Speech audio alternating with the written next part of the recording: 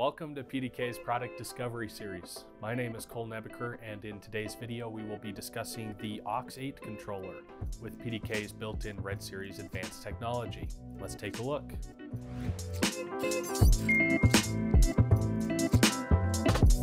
The AUX8 controller is an 8-input, 8-output device capable of utilizing its relays as either wet or dry contacts. This device gives you the capability to control devices that may not need reader inputs but otherwise need to be integrated into a PDK system.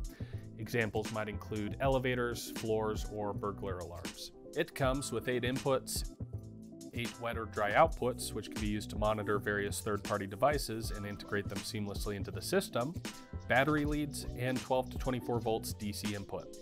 These wet contacts are capable of providing up to ½ amp of power to each relay. Like all PDK controllers, the Red AUX8 controller has Ethernet by default with PoE and WiMAX module add-on options. However, unlike the traditional door controller, the AUX8 comes without reader inputs, instead coming with standard inputs that can be tied into third-party systems. The AUX8 is designed to provide additional reporting capabilities and even trigger a wide range of auxiliary devices using both wet and dry contacts.